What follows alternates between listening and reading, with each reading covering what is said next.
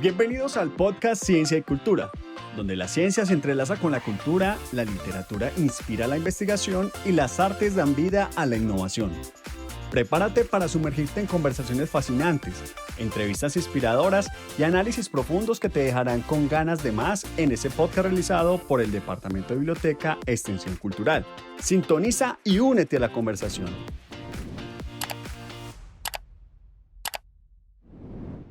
Un saludo muy especial. Estamos en este tercer capítulo de la nueva temporada de nuestro podcast de Ciencia y Cultura, que pertenece al Departamento de Bibliotecas Extensión Cultural. Yo soy Mauricio Vanegas, pertenezco a este equipo y para mí es un placer poder compartir con ustedes. Esta temporada vamos a tener un acercamiento a la coyuntura relacionada con los 350 años de Medellín que se cumplen este 2025. Y por eso hemos situado parte de nuestro diálogo en mirar la historia de las librerías, los libreros y compartir con ellos un diálogo especial. Me acompaña Wilson Mendoza, director de la librería Granmata, con quien tenemos una estrecha relación en el ITM. Wilson, gracias y bienvenido. Muchas gracias, Mauro, por la invitación. Muy contento de estar contando parte de esta historia. Maravilloso. Vamos a empezar entonces con preguntas puntuales. Wilson, yo quiero que me cuentes un poco la génesis de Granmata. ¿De dónde viene tanto la palabra, la designación, como la idea quijotesca de crear una librería en esta ciudad? Pues mira, el nombre de Granmata es una palabra construida, viene de la raíz griega de gramática y significa, y eso me lo dijo alguien que estudia las palabras, alguien que visita mucho Palinuro, que significa gusto por los libros. Yo no tenía sino la connotación de que venía de la palabra griega, que el nombre se lo colocó un profesor de literatura clásica, Mauricio Vélez, cuando quería montar una librería conmigo. Me gustó tanto el nombre que me quedé con él. Aquí fue donde descubrí, ya puesto en la librería, que sí que tenía ese significante. Wilson es un librero con más de 3 décadas de experiencia en el medio y en el contexto.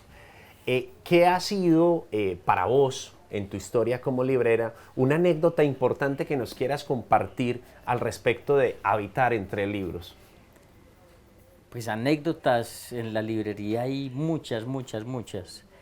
Desde los que compran los libros por moda o porque les gusta que lo vean con un libro en la mano para que lo llamen intelectuales o interesantes, desde anécdotas muy bonitas y la cuento siempre, de una psicóloga que supuestamente le salvamos la vida recomendándole un libro de Omar Khayyam que se llama Los Rubaiyat.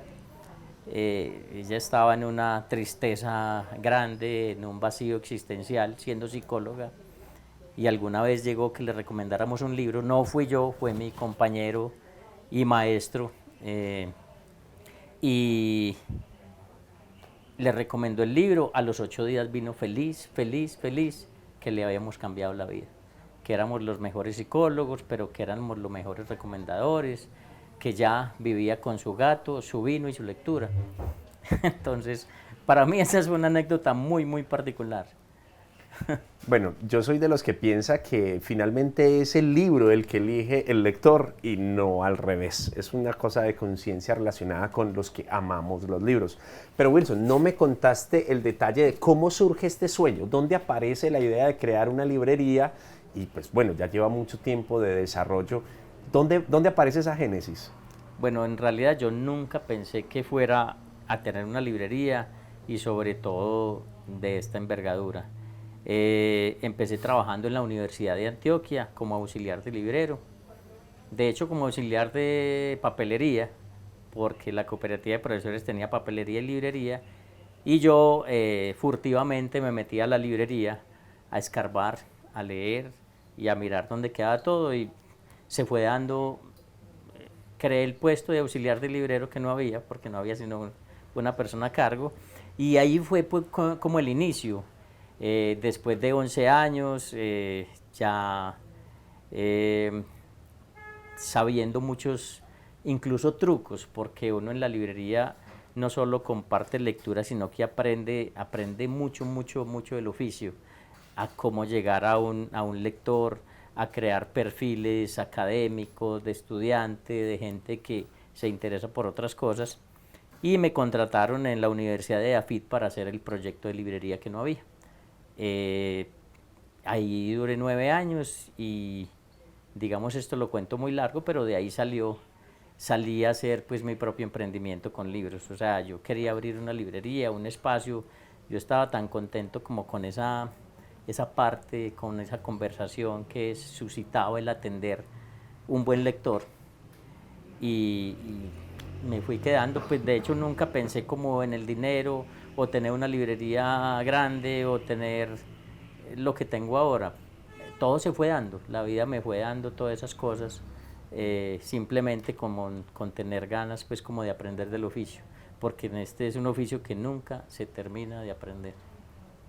Sin duda. Entonces ya ahí partiendo de ese pasado genético bonito que nos acabas de contar, y sentíte tranquilo, pues estamos en un diálogo entre amigos, por supuesto.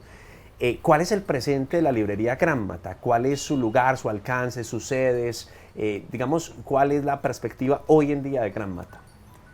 Pues mira, yo como te digo, no esperaba la proyección que tenemos. En este momento tenemos 4 sedes, tenemos una sede en Bello, tenemos una sede en Laureles, en asocio con una entidad financiera, con Confiar, tenemos una sede en el ITM y esta que es la gran sede. Pero Granmata se ha convertido más que una librería comercial, pues como en un epicentro de cultura, con Palinuro, que fue, como dijo Héctor Abad, un buen matrimonio. Hemos hecho un montón de cosas, ya tenemos 11 versiones de una feria que hacemos nosotros que se llama la Feria del pero también hemos organizado ferias, acabamos de terminar una feria en Carolina del Príncipe, y digamos que esa parte de promoción de lectura, porque yo digo que los libreros son los mejores promotores de lectura que hay, porque se hacen con la experiencia, no se estudia para ello.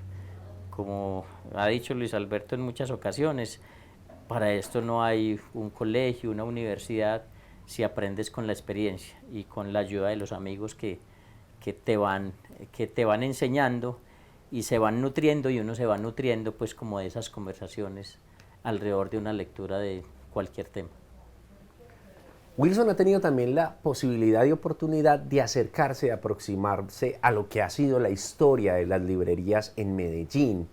¿Qué tenemos que contar al respecto de, por supuesto, el lugar que ocupa Granmata en la historia de las librerías de Medellín? ¿A qué le debemos un importante reconocimiento? A ver, no, Granmata de alguna forma se ha consolidado como una librería, una gran librería independiente. De hecho, a veces en librerías comerciales, y eso es algo que tengo que decir, que dicen que si no está en Granmata, que el libro que no se puede conseguir. O sea, siempre nos remiten, porque es que yo he tenido una preocupación muy grande desde que entré a trabajar con libros, y es conseguirle los libros a la gente que los necesita. Hay libros agotados, hay libros de segunda mano, como los llama cariñosamente Luis Alberto en Palinuro, libros leídos. Yo trato de buscar el libro en cualquier rincón, y ese ha sido el eslogan con que empecé, decía: encontramos tus libros. Y ese encontrar tus libros esas solicitudes se vuelven retos para mí, y yo creo que hasta ahora he cumplido casi un 95% con todas las cosas que me han hecho proponer.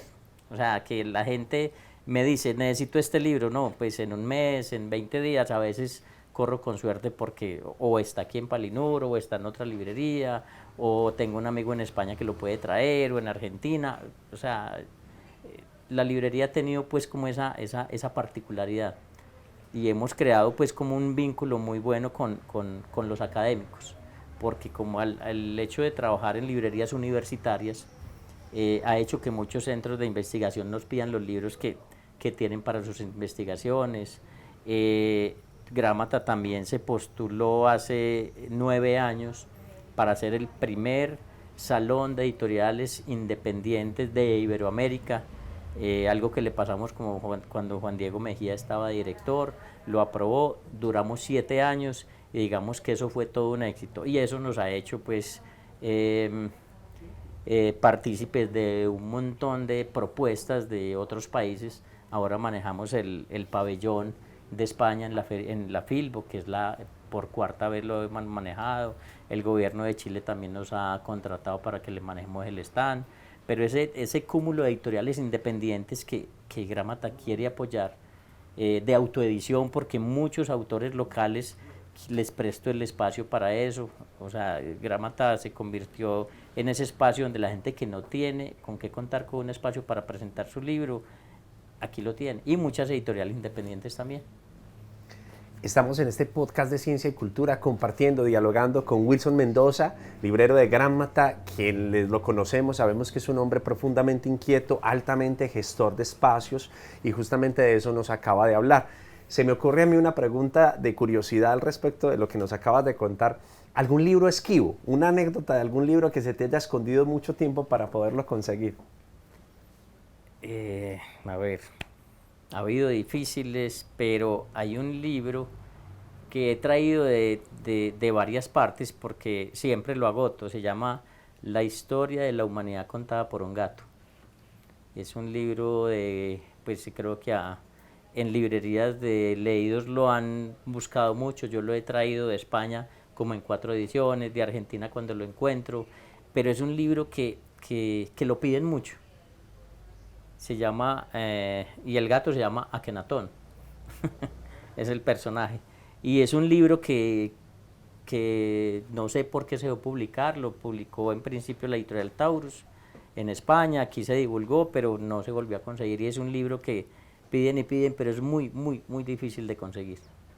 Hay otro que son La Divina Comedia, ilustrada por Dante, que lo publicó por primera vez Océano. Después la editorial Arco Libros sacó una edición en gran formato que se lo conseguía Gilmer Mesa.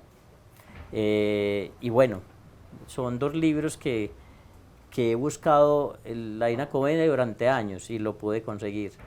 Y el otro, pues esporádicamente me lo piden, pero es muy, muy, muy esquivo. Yo tuve ese Dante en mis manos en su momento cuando llegó. Wilson, una pregunta sobre el presente específicamente de Gramata, que nos cuentas, pues por alguna razón el texto como objeto ha logrado una revitalización en el mercado, en la concepción y la percepción social. ¿Qué ha sido para Gramata la incursión de nuevas tecnologías, de los ebooks, de todas estas tecnologías asociadas a la inteligencia artificial? ¿Cómo ha podido Gramata adaptarse o revisarse a la luz de esas nuevas tecnologías? Pues de hecho nos dio mucho susto hace muchos años. Hace más o menos 15 años que estoy asistiendo a la Feria de Bogotá, y hubo un rumor de que, incluso Amazon empezó a correr el rumor de que el libro electrónico, el libro físico iba a desaparecer en 5 años. A los 5 años ellos abrieron casi 30 librerías en Estados Unidos de físico, y eso da a conocer de que, pues da a pensar de que el libro físico no se va a acabar. O sea, si no, pues cada año nacen 10, 15 editoriales, y eso que solo en este país. O sea, cada estudiante de literatura, cada editor quiere hacer su propia editorial, y en el mundo pueden nacer diariamente, en el mundo por ahí unas 30 editoriales nacer, pero como el libro físico generalmente se empieza por poesía, pero después van cogiendo un tono, pues van cogiendo como fuerza y empiezan a sacar más libro físico. Mucha gente deja pues sus libros en Amazon para impresión por demanda, pero siempre, fíjate que esa parte supuestamente virtual, el mismo Amazon la ofrece de impresión por demanda, y la gente prefiere leer siempre el libro físico. Es un romanticismo porque es que el libro se observa casi con los 5 sentidos, se puede tocar, se puede oler, se puede mirar, y el libro físico produce muchas sensaciones, lo que no puede producir una pantalla brillante. Wilson, no, muy agradecido contigo por el espacio de diálogo, de conversación, de conocer, identificar a Granmata en las 4 sedes en las que está ubicado. Nosotros en ITM tenemos una sede que por supuesto ha sido muy importante como incursión en ese ecosistema de nuestros estudiantes. No quisiera dejar este espacio sin preguntarte por tus lecturas, por tus autores favoritos, por tus aficiones a temas relacionados justamente con ese oficio del lector que necesariamente tiene un librero. No, pues es que la lista sería demasiado grande. Pues a mí me encanta Yourcenar, me encanta leer libros sobre libros. Alberto Manguel, lo recomiendo muchísimo por sus lecturas, por su laborioso trabajo de investigación acerca de lo que significa leer y cómo el ser humano interpreta eso. Irene Vallejo, obviamente pues como de las nuevas. Carrasquilla me cautivó desde hace mucho tiempo. Julio Verne desde niño, yo siempre lo pongo como de tema porque fue el que me inspiró para muchas cosas. El hacer, el crear, el investigar, el descubrir. Casi lo descubrí en las novelas de Verne, de Kipling, de Stevenson. La literatura fantástica para mí ha sido pues como eso que me ha hecho mirar otras cosas, recorrer el mundo a través de los libros. La literatura colombiana me ha gustado mucho. La antigua, desde F. Gómez, pasando por Carrasquilla, por Vallejo en sus inicios, el mismo Fernando González y ahora Tomás González con ese trabajo que está haciendo, Gilmer Mesa, pues si hablamos como de contemporáneos, Pablo Montoya con ese carácter investigativo en todas sus obras. No, pues que la lista es interminable. Sin duda alguna podrá haber un podcast exclusivamente de lecturas entre lectores que vale la pena también acercarnos. Wilson, muchas gracias a nombre del ITM, del Departamento de Bibliotecas, Extensión Cultural. Este es el podcast de Ciencia y Cultura. Quisiera también extender el agradecimiento al equipo de comunicaciones que hace posible esta grabación del podcast, al equipo de Extensión Cultural, quien tengo el privilegio de compartir y dirigir. Y bueno, esto ha sido el tercer capítulo de nuestro podcast de Ciencia y Cultura. Síganos.